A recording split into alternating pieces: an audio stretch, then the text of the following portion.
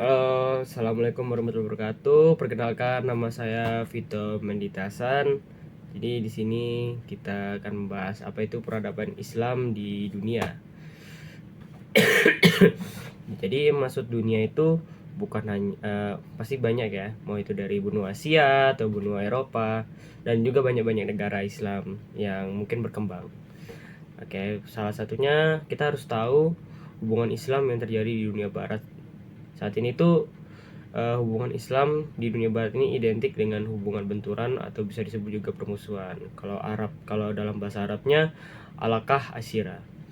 Barat ini senantiasa membangun dan juga menyebarkan opini negatif terhadap Islam dan juga kepada pemeluknya, mau itu hujatan, sara, fisik, dan bahkan berbagai macam lainnya. Menurut mereka, Islam itu merupakan ancaman terhadap peradaban umat manusia, dikarenakan oleh para teroris dan juga lainnya. Salah satunya adalah kejadian yang terjadi di World Trade Center pada tahun 1900 sekian kalau tidak salah. Dua pesawat yang berbenturan ke dua gedung tertinggi di Amerika. Di sisi lain, Barat juga seringkali membanggakan kemajuan peradaban mereka dan juga mengklaim bahwa hal itu merupakan warisan dari kemajuan peradaban Yunani Romawi atau boleh disebut zaman Roman. Mereka juga mengingkari adanya pengaruh dan juga kontribusi Islam serta peradabannya dalam membangkitkan Eropa modern sebagai negeri asal bangsa darat dan juga memantapkan puncak kemajuannya. Nah, kita kan harus tahu nih, bangsa-bangsa di dunia itu kan pasti ada yang namanya Eropa, Asia, dan juga berbagai negara lainnya. Jadi kita akan membahas yang berasal dari benua Asia. Nah, jadi gimana sih sumbangan Islam terhadap kebangkitan peradaban benua Asia itu? Salah satunya boleh kita bahas yaitu negara India aja. Negara India ini karena penduduknya padat, jadi Islam itu masuk ke India pada abad ke-7. Nah, kemudian agama Islam itu dapat berkembang dengan pesat karena penduduknya yang padat juga dan juga banyak juga kerajaan Islam yang terbangun di sana. Mungkin bisa saya jelaskan, salah satunya adalah Kerajaan Ghazni. Kerajaan Ghazni ini dipimpin oleh Aliuddin Hudain bin Husain yang dipimpin kalau tidak salah 555 Hijriah dan juga 1186 Masehi. Di Furuskoh, lereng gunung dekat Afghanistan. Kerajaan ini juga mencapai puncak kejayaannya pada masa Abdul Muzaffar bin Muhammad Muhammad Abdul Muzaffar bin Husain Al-Ghazi. Beliau juga memberi kemerdekaan orang-orang Hindu dan juga berbuat baik terhadap budak-budak. Jadi tidak hanya orang Islam tetapi orang Hindu juga diberi kebebasan di sana. Kita anggap juga sebagai seimbang. Yang kedua adalah Kerajaan Mamalik. Raja dari budak belian ini menyebarkan agama Islam dunia. Beliau mendirikan masjid raya di Delhi yang diberi nama kalau nggak salah Jami, dan juga menara yang tinggi dengan nama Kutub Minar sekarang sudah menjadi objek wisata. Ketiga adalah Kerajaan Sabaktakin. Sabaktakin.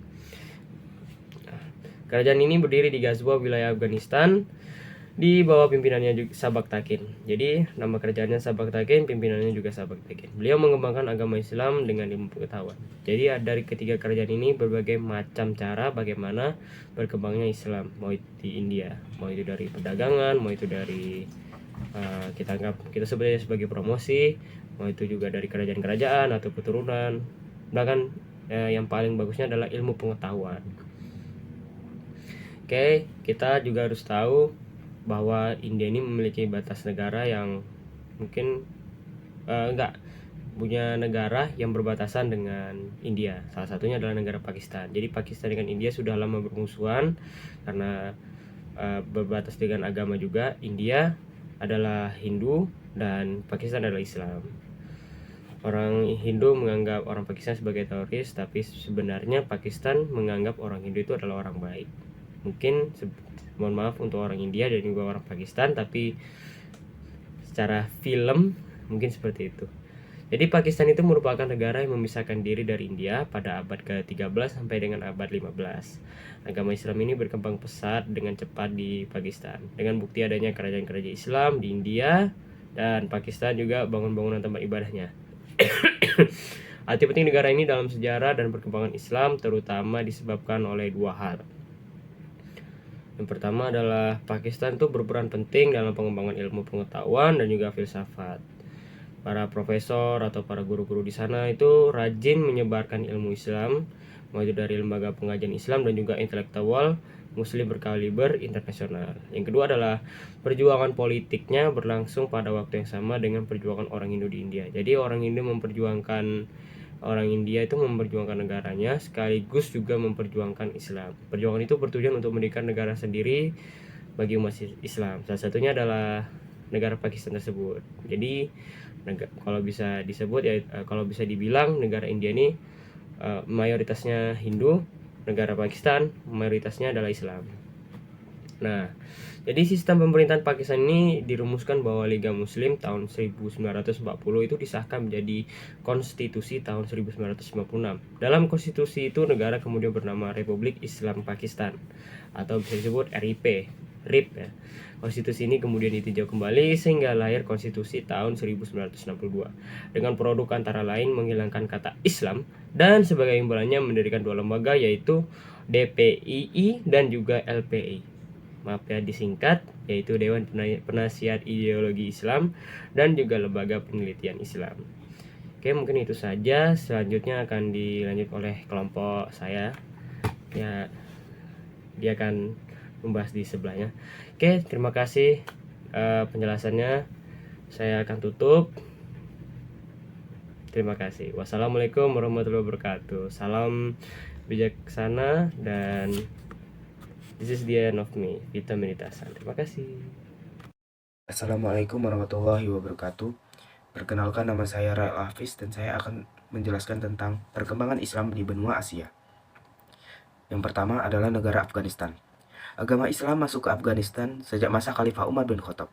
Pada masa Khalifah Umar Utsman bin Affan, Islam telah masuk ke Kabul dan pada tahun 870 Masehi, Islam telah mengakar di seluruh negeri Afghanistan. Perkembangan Islam di Afghanistan selanjutnya berjalan dengan pesat. Tidak ada hambatan dengan bukti penduduk Afghanistan 99% beragama Islam. Selanjutnya adalah perkembangan Islam di Tiongkok. Agama Islam masuk ke wilayah Tiongkok sekitar abad ke-10, yaitu langsung dari bangsa Arab dan para saudagar yang datang dari India. Agama Islam masuk ke Tiongkok melalui perdagangan darat dan laut, yang disebut dengan Jalan Sultera. Adapun pertama kali terjadinya penyebaran Islam di Tiongkok, yaitu pada masa dinasti Tang. Kendala yang dirasakan umat Islam dalam pengembangannya, yaitu sistem komunisme yang memperbolehkan rakyatnya berpropaganda anti agama. Selanjutnya adalah perkembangan Islam di Singapura. Perkembangan Islam di Singapura boleh dikatakan tidak ada hambatan, baik dari segi politik maupun birokratis. Muslim di Singapura kurang lebih 15% dari jumlah penduduk, yaitu 476.000 orang Islam. Sebagai pusat kegiatan Islam, ada kurang lebih 80 masjid yang ada di sana.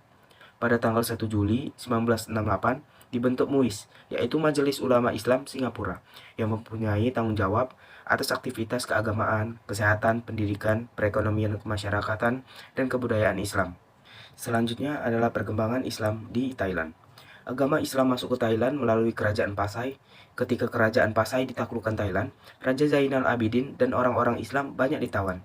Setelah membayar tebusan mereka dikeluarkan dari tawanan, dan para tawanan tersebut ada yang pulang dan ada juga yang menetap, sehingga mereka menyebarkan agama Islam. Selanjutnya adalah negara Filipina. Berdasarkan catatan Kapten Thomas Frost tahun 1775 Masehi, orang Arab mula-mula masuk ke Pulau Mindanao adalah mubalik yang bernama Kebungsuan pada abad ke-15 Masehi.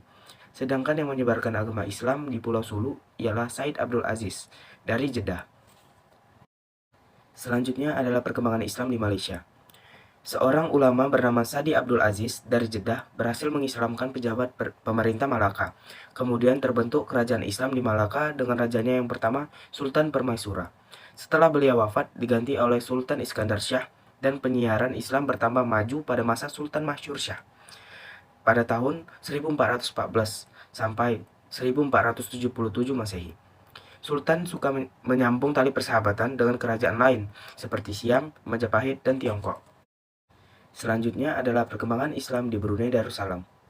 Agama Islam di Brunei dapat berkembang dengan baik tanpa adanya hambatan. Bahkan agama Islam di Brunei merupakan agama resmi negara. Untuk pengembangan agama Islam lebih lanjut, telah didatangkan ulama-ulama luar negeri, termasuk Indonesia. Masjid-masjid banyak didirikan. Umat Islam di Brunei menikmati kehidupan yang benar-benar sejahtera. Sesuai namanya, Darussalam, negeri yang damai. Sekian dari saya, terima kasih telah mendengarkan. Wassalamualaikum warahmatullahi wabarakatuh. Assalamualaikum warahmatullahi wabarakatuh. Saya Al-Fatihah Nurul Azkia. Saya akan melanjutkan presentasi agama. Adapun materi yang akan saya bahas yaitu mengenai perkembangan agama Islam di benua Afrika. Yang pertama, perkembangan Islam di benua Afrika, yaitu tepatnya di kota Habasyah atau Ethiopia. Karena penganiayaan dari kaum kafir Quraisy yang semakin meningkat, Nabi Muhammad pun memerintahkan umatnya untuk berhijrah ke Habasyah atau Abysinia, karena di sana tidak ada penganiayaan dan perbuatan yang sewenang-wenang. Akhirnya, umat Islam pun hijrah ke Habasyah pada bulan Rajab tahun kelima kenabian dengan sangat lancar, dan disambut hangat oleh Raja Habasyah. Sejak saat itulah agama Islam mulai tumbuh dan berkembang di sana. Yang kedua, perkembangan Islam di benua Afrika, yaitu di Mesir. Pada masa Khalifah Umar bin Khattab, Mesir yang saat itu ada di bawah kekuasaan Bizantium sedang dilanda perpecahan dan pertentangan karena buruknya administrasi pemerintahan Bizantium, perlakuan kasar para penguasa, serta beban ekonomi yang sangat berat. Hal ini membuat umat Islam yang dipimpin oleh Panglima Perang Amr bin Ash dapat memukul pasukan pertahanan Bizantium. Hal inilah yang membuat daerah demi daerah pun jatuh ke tangan pasukan kaum muslimin. Setelah mendapatkan kemenangan, Khalifah Umar bin Khattab pun mengangkat Amr bin Ash menjadi gubernur Mesir yang berusaha memajukan Mesir di berbagai bidang. Adapun kebijakannya yang pertama, membangun kota Fusgat dan menjadikannya sebagai ibu kota pengganti kota Iskandaria. Yang kedua, mengembalikan keamanan dengan menumpas kekacauan dan mempersatukan bangsa Kopti dengan bangsa Arab. Yang ketiga, meringankan pajak. Yang keempat, mendirikan masjid. Yang kelima, jabatan Qadi yang dipegang oleh Amr bin As sampai tahun 23 Hijriah saja. Lalu, Qis bin Abil As pun diangkat sebagai Qadi tetap pertama di Mesir. Yang keenam, membuat tempat ukuran sungai Nil di Hilwan. Hal ini bertujuan untuk mengetahui pasang surut air sungai. Yang ketiga, perkembangan Islam di benua Afrika, tepatnya di Afrika Utara. Afrika Utara merupakan jajahan kerajaan Romawi Timur yang terbagi menjadi 5 provinsi, yaitu Provinsi Barka, Tripoli, Kanasalia, Mauritania, dan Numidia. Pada tahun 23 Hijriah, tepatnya pada 644 Masehi, tentara Islam memasuki daerah Afrika Utara dengan menguasai wilayah Barka di sebelah barat Mesir. Dan pada tahun 446 Masehi, tentara Islam mulai menduduki Tripoli dan beberapa kota lain. Nah, setelah 20 tahun hampir seluruh Afrika Utara, mulai dari Mesir sampai Samudra Atlantik pun telah dikuasai oleh umat Islam, kecuali Kartago dan Ceuta. Selanjutnya, pada bulan Oktober tahun 27 Hijriah, tepatnya pada tahun 647 Masehi, Khalifah Utsman bin Affan pun mengizinkan Abdullah bin Sa'ad untuk memasuki wilayah Bizantium yang ada di Afrika Utara, sehingga kaum muslimin pun membentuk pasukan. Umat Islam dapat mengalahkan tentara Romawi, Eropa di bawah pimpinan Abdullah bin Sa'ad dan mengalahkan barbar di bawah pimpinan Gregorius. Pada tahun 45 Hijriah, yaitu tepatnya pada tahun 665 Masehi, umat Islam dapat menguasai Gelula dan Banzar di bawah kekuasaan Khalifah Muawiyah bin Abu Sufyan. Selanjutnya, di bawah pimpinan Gubernur Musa bin Nusair dari Afrika Utara, dapat mengembangkan ajaran Islam ke Andalus atau Spanyol, yaitu pada 91 Hijriah yang bertepatan pada tahun 710 Masehi, yaitu pada masa Khalifah Walid bin Abdul Malik. Sekian materi yang dapat saya sampaikan. Mohon maaf apabila ada kekurangan dan kesalahan. Wassalamualaikum warahmatullahi wabarakatuh. Assalamualaikum warahmatullahi wabarakatuh. Perkenalkan, nama saya Farisa Ramadhani. Di sini saya akan menjelaskan perkembangan Islam di benua Amerika. Di benua Amerika, Islam itu bukan agama mayoritas, namun terdapat sejarah panjang yang menunjukkan adanya perkembangan dan penyebaran Islam di Amerika. Penyebaran ini tidak hanya dipengaruhi oleh migrasi Muslim ke Amerika, tetapi juga oleh konversi dari penduduk asli dan imigran non-Muslim. Menurut beberapa pakar sejarah dan arkeolog, Islam masuk ke benua Amerika jauh sebelum Columbus menginjakkan kakinya di sana. Pada 21 Oktober 1942, berdasarkan penemuan berbagai bukti dan catatan para sejarah, pakar tersebut memperkirakan bahwa agama Islam sudah dipeluk sejumlah suku Indian, diantaranya suku Iroquois dan Algonquin, sejak tahun 900 Masehi. Sebelum agama Islam ini masuk, Agama Islam ini dianggap para imigran Timur Tengah atau Pakistan bertempat tinggal di beberapa kota, kemudian semakin berkembang sehingga muncul suatu kekuatan Islam yang disebut Black Muslim. Black Muslim ini didirikan oleh Elijah Muhammad di Chicago. Sesuai dengan namanya, Black Muslim ini mendapat banyak pengikut terutama dari orang yang berkulit hitam. Elijah Muhammad dalam organisasinya mengambil prinsip-prinsip ajaran agama Islam yang tidak membedakan warna kulit. Selama dalam pimpinannya, perkembangan agama Islam semakin luas. Hal itu terbukti dengan banyaknya tokoh-tokoh yang masuk Islam seperti Malcolm, seorang tokoh nasional Negro Amerika sebagai orator ulung, dan Cassius Clay, bekas juara tinju kelas berat. Pada masa pemerintahan Bani Umayyah di Damaskus, Andalusia dipimpin oleh emir gubernur, diantaranya oleh putra Musa sendiri, yaitu Abdul Aziz. Runtuhnya kebesaran Bani Umayyah di Damaskus dengan berdirinya Daulah Bani Abbasiyah. Di bawah pimpinan Abdul Abbas As-Saffah, penumpah darah yang berpusat di Baghdad, yang menyebabkan seluruh keluarga kerajaan Bani Umayyah ditumpas. Namun, salah seorang keturunan dari Bani Umayyah, yaitu Abdurrahman, berhasil melarikan diri dan menyusup ke Spanyol. Di sana dia mendirikan kerajaan Bani Umayyah yang mampu bertahan sejak tahun 193 sampai 458 Hijriah atau 756 sampai 1065 Masehi. Oke, itu saja yang dapat saya jelaskan. Assalamualaikum warahmatullahi wabarakatuh. Assalamualaikum warahmatullahi wabarakatuh. Perkenalkan, nama saya Nasiwa Aiko. Pada kali ini, saya akan melanjutkan materi perkembangan Islam di benua Eropa di Andalusia. Keberadaan Islam di Spanyol seakan menjadi pemicu perkembangan kebudayaan dan peradaban di sana. Di kota-kota ini pula melahirkan para ilmuwan terkemuka seperti Ibnu Bajjah yang merupakan ahli filsafat abad ke-12 dan penafsir karya-karya Aristoteles. Kemerdekaan beragama pun akan dijamin terhadap kaum muslimin yang ditinggal di Andalusia di tahun 1975.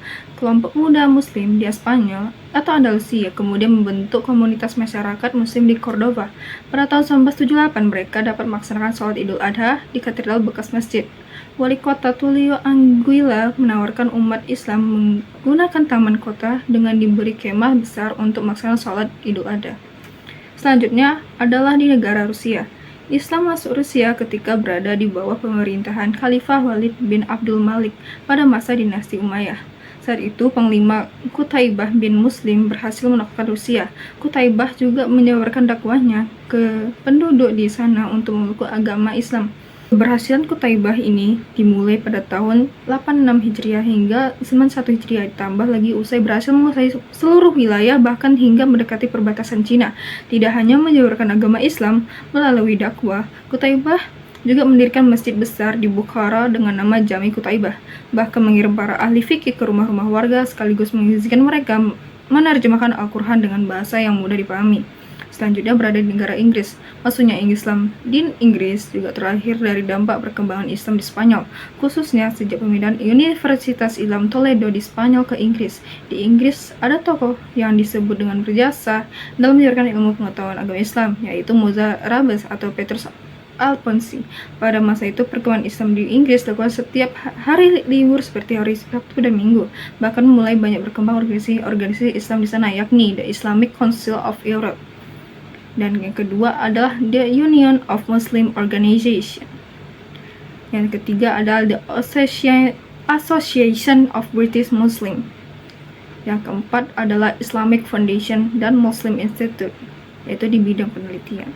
Sekian dari presentasi saya. Terima kasih. Wassalamualaikum warahmatullahi wabarakatuh. Assalamualaikum warahmatullahi wabarakatuh. Saya Jennifer Ratu Felisa dari 12 IPA 2 akan mempresentasikan tugas agama perkembangan Muslim di Australia. Muslim di Australia memiliki sejarah yang panjang dan bervariasi yang diperkirakan sudah hadir sebelum permukiman Eropa. Beberapa pengunjung awal Australia adalah Muslim dari Indonesia Timur.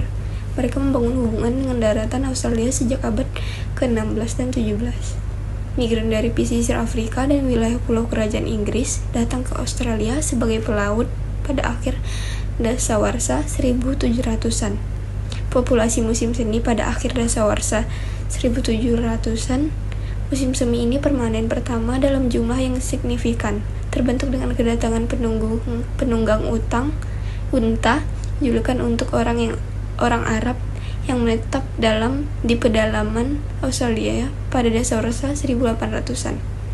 Salah satu proyek besar yang melibatkan penunggang unta Afghanistan adalah pembangunan rel kereta api antara Port Augusta dan Alice Springs yang dikenal sebagai GAN. Jalur kereta dilanjutkan pada Darwin pada 2004. Masjid pertama yang didirikan di sebelah utara Australia Selatan pada 1861. Masjid besar pertama dibangun di Adelaide pada 1890 dan satu didirikan di Broken Hills. Jumlah umat Islam di Australia meningkat dengan cepat setelah Perang Dunia Kedua. Pada 1987 sampai 1971, jumlah warga sekitar 2.704 menjadi 22.331. Muslim Australia sangat majemuk. Pada sensus 2006 tercatat lebih dari 340.000 Muslim di Australia dan sisanya lahir di luar negeri. Muslim berimigrasi di Australia melalui program pengungsi atau kemanusiaan dari negara-negara Afrika seperti Somalia dan Sudan. Sejumlah peneliti dari Religioscope memaparkan kertas kerja mereka tentang pernyataan media dan komunitas Muslim di Australia. Kalangan masyarakat aborigin, terutama di kalangan anak mudanya, merupakan kebangkitan Islam yang melanda suku aborigin. Masa kemajuan peradaban Islam di dunia. Ada beberapa jenis. Yang pertama, periode klasik meliputi masa ekspensasi integrasi penyutan wilayah pada masa keemasan Islam 650 sampai 1000 Masehi dan disintegrisasi 1000 sampai 1200 Masehi. Dan masa ketiga kerajaan besar 1500 sampai 1800 Masehi. Masa ketiga juga terdiri dari dua fase, yaitu kemajuan 2 1500 sampai 1700 dan fase kemunduran 2 1700 sampai 1800 Masehi. Sedangkan modern 1800 sampai sekarang adalah periode kebangkitan umat Islam, terutama setelah ekspedisi Napoleon yang berakhir di Mesir tahun 1801 Masehi. Peradaban sudah berpindah dari umat Islam ke dunia barat. Kebangkitan tersebut kemudian melahirkan gerakan modernisasi dalam Islam. Assalamualaikum warahmatullahi wabarakatuh. Assalamualaikum warahmatullahi wabarakatuh. Perkenalkan, nama saya Nada Asyifa. Di sini saya akan membacakan tentang masa kemajuan peradaban Islam di dunia kemajuan intelektual. Filsafat. Minat terhadap filsafat dan ilmu pengetahuan mulai dikembangkan pada abad ke-9 Masehi. Tokoh utama dalam sejarah filsafat Arab Spanyol adalah Abu Bakar Muhammad Ibnu Bajjah yang dilahirkan di Saragossa seperti Al-Farabi pada tahun 872 sampai 950 Masehi.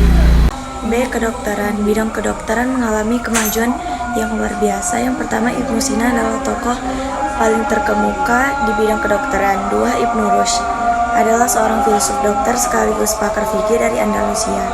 Yang ketiga, Al-Zahrawi, kelahiran Cordova, adalah orang yang pertama mengenalkan teknik pembedahan organ tubuh pada manusia. Yang keempat, Ibnu Al-Hasan binti Abi Ja'far dan saudara perempuan Al-Hafiz. C. Astronomi. Az-Zarqali dari Cordova adalah salah seorang ahli astronomi yang pertama kali mengenalkan astrolabe, yaitu instrumen yang digunakan untuk mengukur jarak sebuah bintang dari horizon bumi. Yang D. Matematika. Dalam bidang matematika dikenal beberapa nama tokoh. Al-Khawarizmi, ia juga ahli matematika sekaligus penemu angka nol dan penemu salah satu cabang ilmu matematika algoritma. E. Fisika. Dalam bidang fisika, Abdurrahman Al-Khazini menulis kitab Mizanul Hikmah pada tahun 1121 sebagai karya fundamental dalam ilmu fisika di abad pertengahan, mewujudkan tabel berat jenis benda cair dan padat dan berbagai teori tentang fisika. F. Fisika. Jabir Ibnu Hayyan, masternya ilmu kimia yang diakui oleh dunia pada abad pertengahan. Karya-karya beliau di bidang ilmu kimia termasuk kitabnya yang masyhur.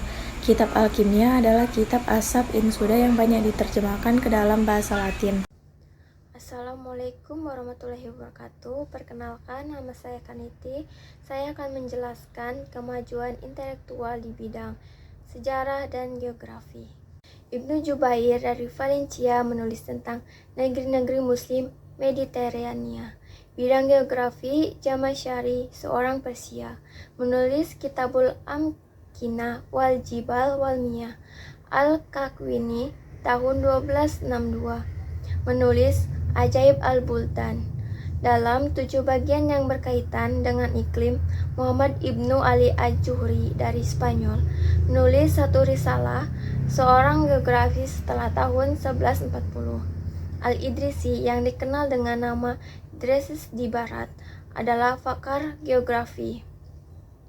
Globe buatan Al-Idrisi ini secara cermat memuat pula ketujuh benua dengan rute perdagangannya, danau-danau dan sungai. Lalu, di bidang geometris adalah cabang matematika yang menerangkan sifat-sifat garis, sudut, bidang, dan ruang.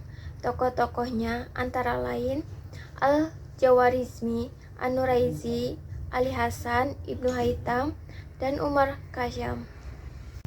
Lalu, dalam bidang kesenian, dalam bidang musik dan seni suara Spanyol, Islam mencapai kecemerlangan dengan tokohnya Al-Hasan Ibnu Nafi yang dijuluki Jaryab. Ilmu yang dimilikinya itu diturunkan kepada anak-anaknya, baik pria maupun wanita, dan juga kepada budak-budak, sehingga kemasyhurannya tersebar luas. 2 bukunya yang paling sering disebut adalah De Serietis dan De Ortu Serientiatum. Musik Muslim juga disebarluaskan ke seluruh benua Eropa oleh para penyanyi-penyanyi pengembara. Di bidang bahasa dan sastra, bahasa Arab telah menjadikan bahasa administrasi dalam pemerintahan Islam di Spanyol. Bahkan, penduduk asli Spanyol menomorduakan bahasa asli mereka. Mereka juga banyak yang ahli dan mahir dalam bahasa Arab, baik keterampilan berbicara maupun tata bahasa.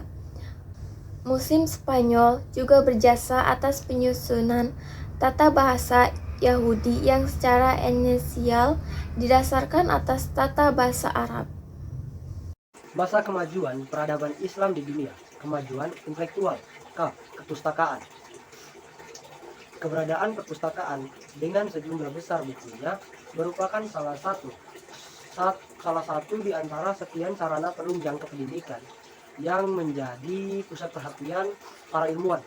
Sebagai contohnya, perpustakaan Al-Hakam yang jumlahnya bukunya mencapai 400.000 buah. Fikih. Fikih merupakan bagian dari ilmu-ilmu keislaman yang terkait dengan hukum syariat. Fikih mengalami kemajuan yang besar dengan ditandainya dengan lahirnya ulama-ulama besar di bidang hukum Islam dan imam mazhab. Di antara tokoh fikih yang terkenal di antara itu Abu Hanifah, pendiri mazhab Hanifi, Malik bin Anas, pendiri mazhab Maliki, Imam Syafi'i, pendiri mazhab Syafi'i, dan yang terakhir Ahmad bin Hambal, pendiri mazhab Hambali. Tasawuf merupakan bagian dari aspek keagamaan dalam Islam yang menyentuh sisi ruhiyah dalam kurung spiritual. Tokoh tasawuf diantaranya Rabia al-Adwiyah 731-801, Al-Halaj atau Abdul Muqid al-Bin Mansur Al-Halaj 244-309, dan Al-Ghazali Abdul Farid Zunun al-Misri 773-860 Masehi, dan yang terakhir Abu Yazid al-Bustami 874-947 Masehi. Masa kemajuan peradaban Islam di dunia. Al-Batani 858-929 Masehi. Al-Batani sekitar itu juga dikenal sebagai Al-Batenius, adalah seorang ahli astronomi dan matematikawan dari Arab. Dalam kurung Abu Abdullah Muhammad ibnu Jabir ibnu Sina al-Raqi al-Asroni as-Sabi al-Batani lahir di Haran dekat Kurafa. Salah satu pencapaiannya yang terkenal dalam astronomi adalah tentang penentuan tahun matahari sebagai 365 hari, 5 jam, 46 menit, dan 24 detik. Al-Batini juga menemukan sejumlah rumus matematika seperti persamaan trigonometri, persamaan sin X sama dengan A cos X, mengembangkan persamaan untuk menghitung tangen, kontangen, dan menyusun tabel perhitungan tangen. B. Ibnu Sina 980 sampai 1037 Masehi, dikenal dengan sebagai Avicenna di dunia barat, adalah seorang filsuf, ilmuwan, dan juga dokter kelahiran Persia. Ia juga seorang penulis yang produktif, mengarang lebih dari 450 buku pada beberapa bidang, terutama pada bidang filsafat dan kedokteran. C. Ibnu Rusyid 1126 sampai 1198 Masehi. Abu Walid Muhammadin bin Rashid lahir di Cordova, Spanyol pada tahun 520H dan 1126 Masehi. Dikenal dengan sebutan Averroes, filsuf jenius yang pengetahuannya ensiklopedik dan bagikan kamus. Karya-karyanya meliputi bidang filsafat, kedokteran, fikih dalam bentuk keragaan ulasan, esai, dan resume. Peradaban Islam di dunia, kebudayaan, dan seni arsitektur. A. Sebuah masjid museum terkenal dengan nama Hagia Sophia. Asalnya adalah gereja yang bernama Hagia Sophia, dirubah menjadi masjid ketika ditaklukkan tentara Islam. Dipamerkan surat-surat Khalifah Utsman Firmans yang menunjukkan kehebatan Khalifah Utsmaniyah dalam memberikan jaminan perlindungan dan kemakmuran kepada warganya maupun kepada orang asing pencari suaka tanpa memandang agama mereka atau toleransi. B. Arsitektur. Di banyak negara Timur Tengah masih dijumpai kincir untuk menaikkan air yang dibangun berabad-abad yang silam. Kincir-kincir ini masih berfungsi hingga sekarang. C. Di beberapa kota gurun pasir juga masih dijumpai sistem distribusi air bawah tanah yang disebut chana. D. Di India, meski sejak masa penjajahan Inggris didominasi oleh warga beragama Hindu, sebagian besar bangunannya berarsitektur Islam, termasuk Taj Mahal, sebuah bangunan makam yang sangat indah dan terkenal di seluruh dunia. E. Berbagai masjid dan universitas di Mesir, Damaskus, dan Istanbul masih berfungsi hingga kini, seperti Universitas Al-Azhar, Mesir, yang merupakan universitas tertua di dunia. D. Di Spanyol dibangun dam-dam kanal-kanal saluran sekunder, tersier, dan jembatan-jembatan air, sebuah sistem irigasi baru untuk masa itu yang tidak dikenal sebelumnya. Di antara bangunan yang megah yang lain adalah Masjid Cordova Mazutia yang kini menjadi Katedral Kota Al-Azhar, Istana Zafriyah di Saragossa, Tembok Toledo, Istana Al-Ma'mun, Masjid Seville, dan Istana Al-Hamra di Granada. G. Di Cordova juga terdapat sekitar 900 pemandian. Di sekitarnya berdiri perkampungan-perkampungan yang indah. Karena air sungai tak dapat diminum, penguasa Muslim mendirikan saluran air dari pegunungan yang panjangnya 800 km. Masa kemunduran peradaban Islam. Peradaban umat Islam mengalami kemunduran ketika memasuki periode pertengahan bagian pertama atau 1250 sampai 1500 Masehi yang dikenal dengan masa kemunduran 1. Setelah kurang lebih dari 2,5 abad tenggelam dalam ketertinggalan, peradaban Islam mulai menggeliat dengan munculnya 3 kerajaan besar, bahkan kembali mengalami kemajuan hingga memasuki abad ke-18 Masehi. Setelah itu, grafik perkembangan peradaban umat Islam kembali menurun hingga memasuki abad ke-19 Masehi. Dalam peradaban yang telah hancur, masyarakat hanya berfokus pada pencarian kekayaan yang secepat-cepatnya. dengan cara-cara yang tidak benar. Sikap malas masyarakat yang telah diwarnai materialisme yang akhirnya mendorong orang mencari harta tanpa berusaha. Faktor-faktor kemunduran peradaban Islam di dunia. Faktor internal, yaitu lemahnya otoritas politik, pemberontakan dan perpecahan internal, kemerosotan moral, hilangnya dinamisme dalam Islam, menurunnya aktivitas intelektual dan ilmiah, penurunan aktivitas ekonomi akibat krisis keamanan dan pertanian dan perdagangan. Faktor eksternal, yaitu invasi dari luar seperti serangan pasukan Mongol ke Baghdad, hilangnya wilayah muslim seperti runtuhnya Daulah Umayyah II di Andalusia, penurunan sumber daya alam seperti berkurangnya tambang logam mulia, bencana alam seperti wabah penyakit Black Death dan kelaparan.